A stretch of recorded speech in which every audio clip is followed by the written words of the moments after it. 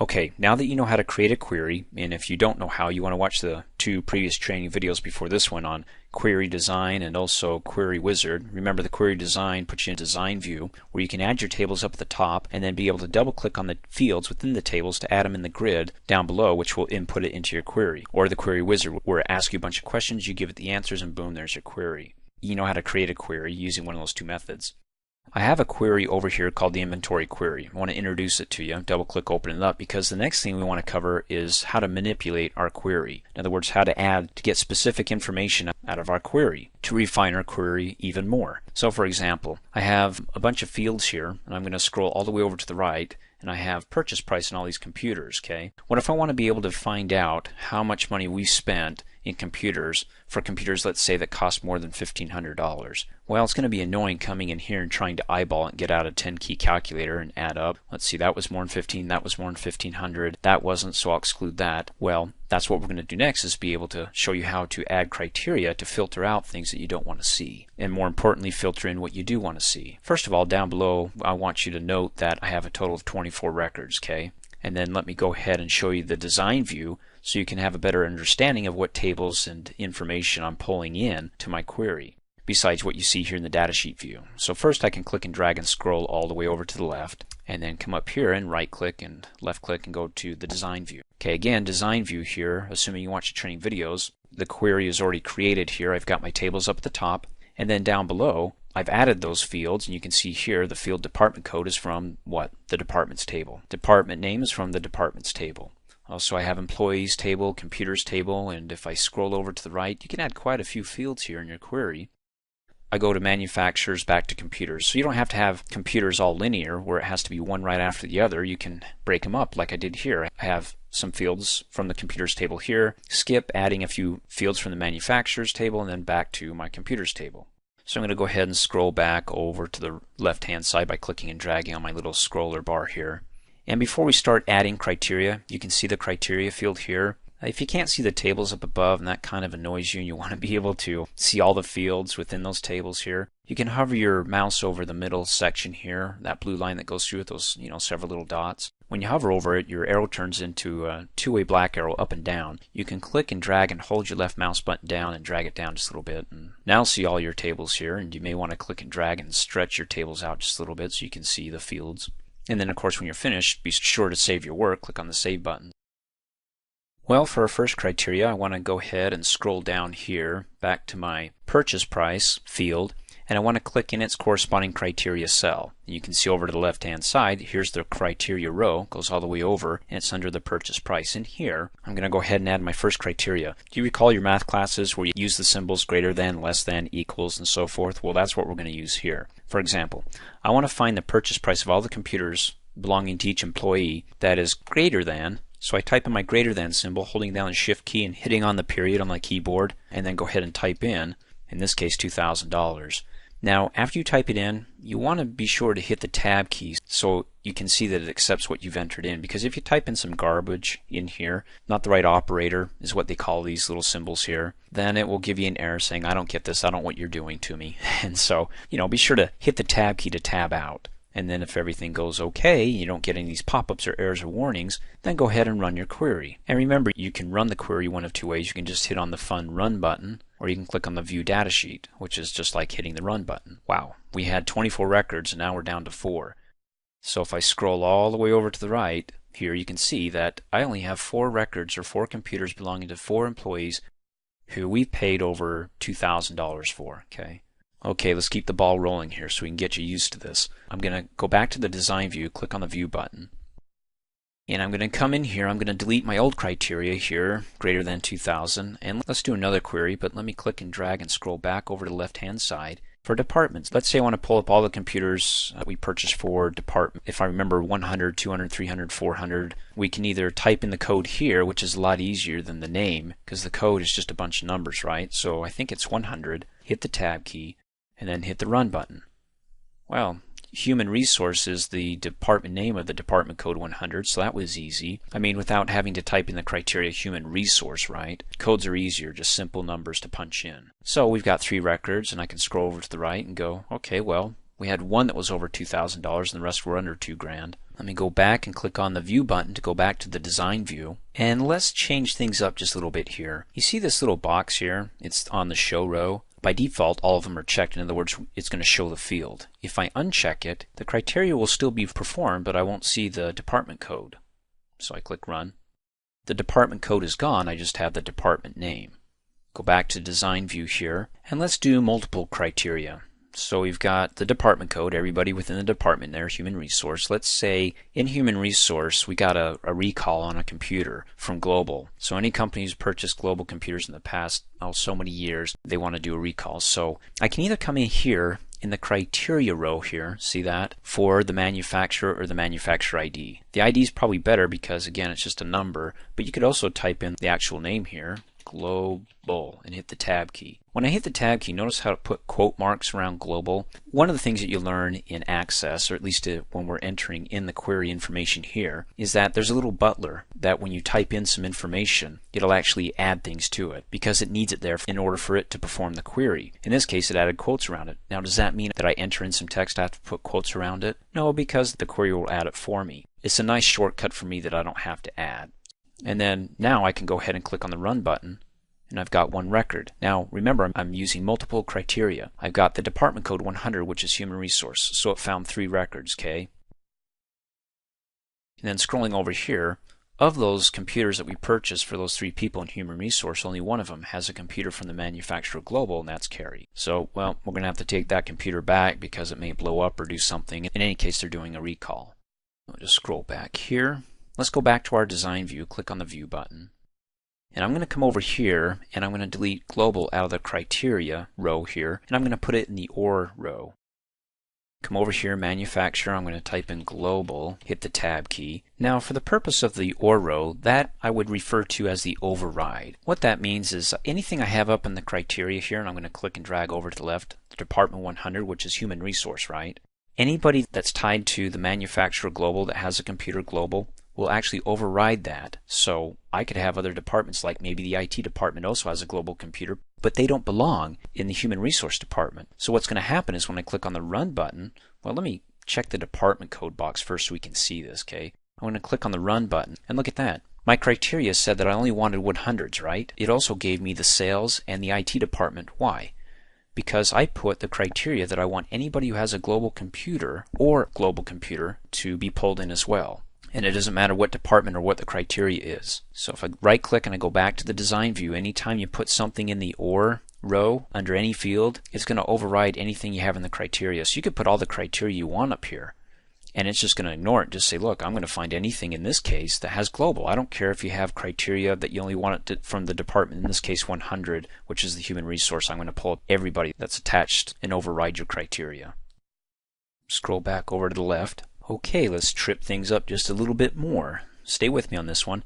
We use the OR row. Now we're actually going to use the OR operator. What that means is, for example, in my criteria here, I have 100, anybody in the human resource department. If I go ahead and I hit the space bar and I type in OR, which is the operator, hit the space bar, and say anybody in the 200 department, I don't remember what that is, but I hit the Tab key, notice that the little butler comes in, or Access says it was lowercase OR, it's going to be capitalized. So when I hit the Run button, I got a couple of things going on. First of all, I wanted 100 or 200. So there we go. We pulled the department's 100 or the department's 200. When either of those criteria have been met, it pulls in. Also, it pulled up the 400 and 300s again.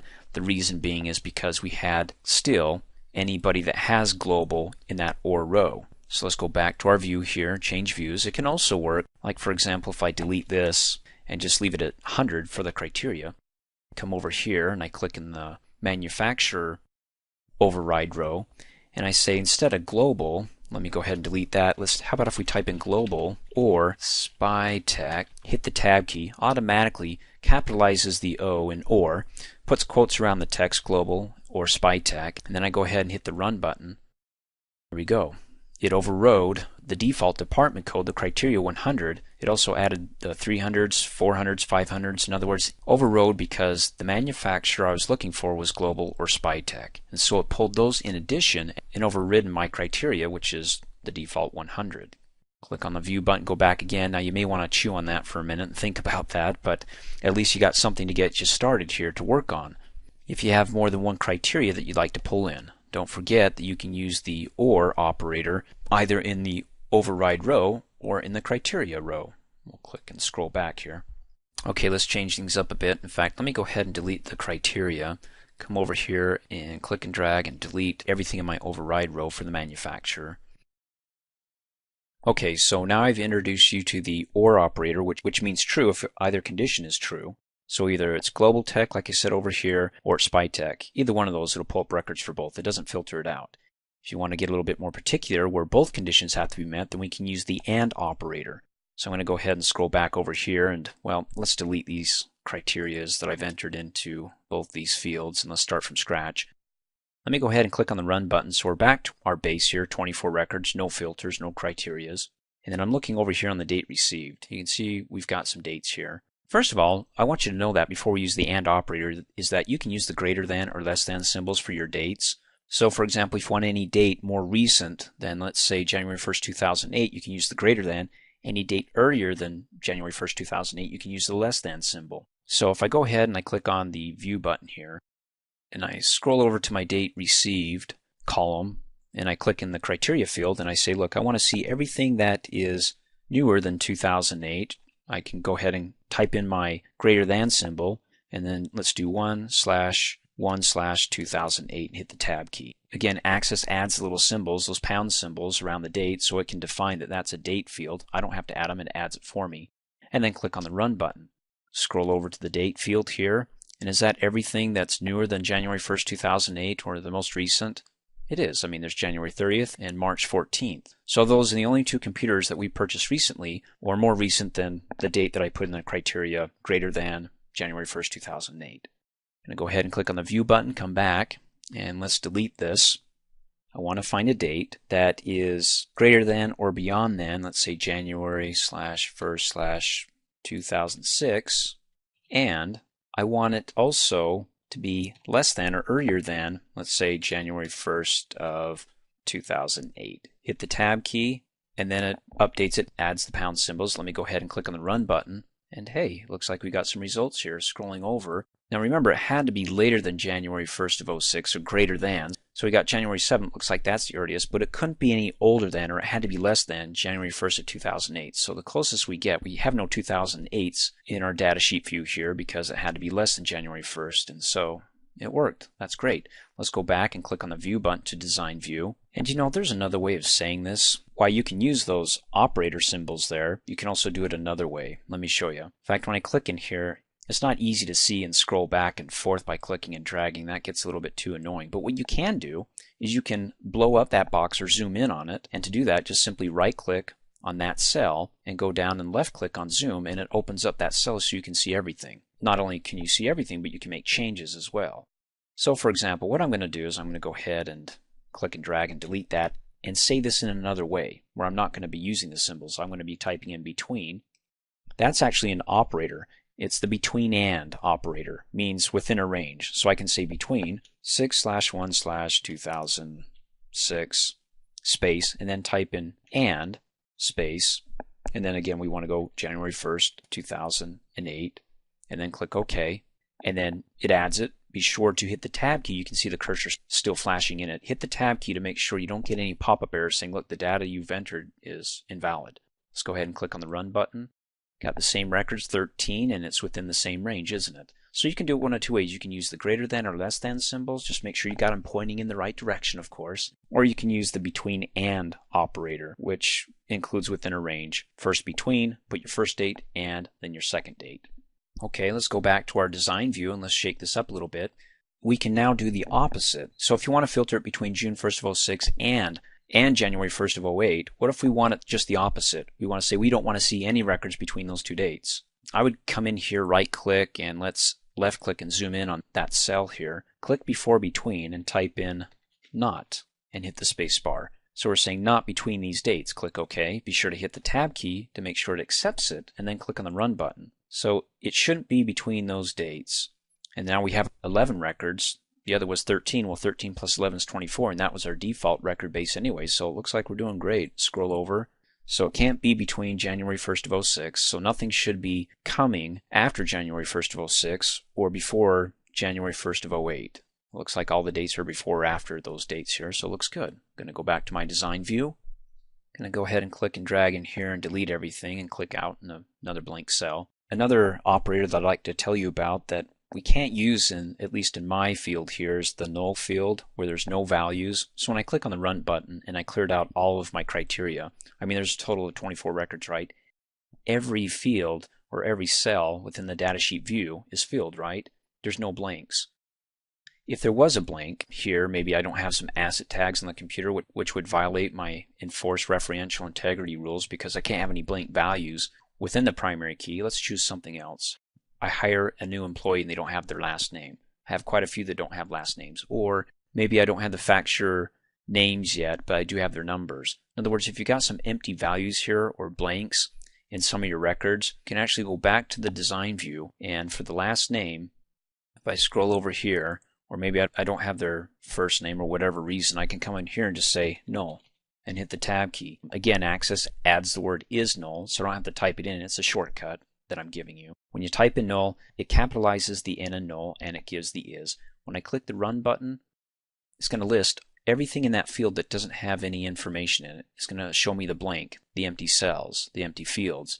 I have nobody that doesn't have, in this case, a first name. Everybody's got first names are entered into those fields, so it's not pulling up any blanks. And that can be very helpful. When you're entering in some of the information, you can't get it all at once, but you have to come back later and get the social security number from whomever you're hiring on the first day on their job to make sure, everything's legitimate. And so again, it's going to pull up any blanks if you have any blanks. Let's go ahead and delete that. Scroll back over to the left hand in my side to my department codes, and when I click the run button, I'm looking at department codes. I have 1 through 500, right? Go back to my design view. The only thing that we haven't talked about is equals. We use greater than and less than. I mean, by default, when you type something in like 100, hit the tab key, it automatically assumes that that's what you want to find, that's what it equals. So when you click run, it equals 100, right? That's all you're getting. Going back to my design view, if I delete that and I say, look, I want all departments that are less than or equal to department number 400. Hit the tab key, make sure it accepts it. So that means that I should be able to pull up 100, 200, 300, 400. Click on the run button. There they are. Click on the view button, go back to design view. So you can have the combinations here, of course. Just make sure that the equal sign is always on the right side of your greater than or less than symbol. Because if you put it the other way, if you say equals and then you do less than 400 and hit on the run button, it's going to say, I don't get what you're talking about. Again, you want the equal sign always on the right side of your greater than or less than symbol. So we want to do less than or equal to 400 and click on the run button. Pulls up all the 400s and of course anything greater than 400, which is the next 500. You can also use those greater than or less than symbols on letters. So if I go back to my design view here, I can go ahead and delete that. And let's say we want to find everybody's last name who is greater than, well, the letter K. Hit the tab key so I can add it, click on the run button, and it finds everybody who is past the letter K. So it includes the letter K here, and then it goes down O, R, S, all the way down to Wiggums. Click on the view button. Of course, we can flop this around and say before the letter K or less than the letter K. Click on the run button. And then we have all the last names that are before the letter K here, not including the letter K. Of course, we'll go ahead and delete that. And gosh, there's so many combinations here I could show you, but let me show you one more. How about the not equal to? So you have the less than and the greater than, but on opposite sides. So you have less than symbol, no spaces, greater than symbol, and you can say it's not equal to 100, human resource. We don't want to take a look at human resources. We want to take a look at everybody else. Be sure to hit the tab key to see if it accepts it. Click on the run button. All the departments pull except 100. This also works with text. Not equal to Hayden or Cheryl or Smiths or the manufacturer Sunbelt. Click on the view button. Go ahead and delete it. So I'm back to square one. Again, I want to emphasize after you hit the run button, any changes that you make within the datasheet view are going to update your tables, which is very helpful because here in the query you can pull up information from different tables instead of having to go into each table to update each record. So I have a little treat for you here. Write this down here, but let me open up Microsoft Word. And let me open up the operator here. Left hand side you have the operator. which we were working on, equals and, less than or equal to, the values, what they mean, and then also the examples that we have here. So, any one of these combinations can work for you, and there's numerous to go through. That's why I gave you a few samples here, and then obviously wanted to show you this so you can go ahead and write this down, make note of it, and then try your own combinations. Thanks for watching. Hey, as a quick reminder, if you like my video, please give it a thumbs up. You can also click on me and subscribe to my channel, get notified of the latest videos, and for only $2 a month, you can have access to all my Microsoft Office training videos.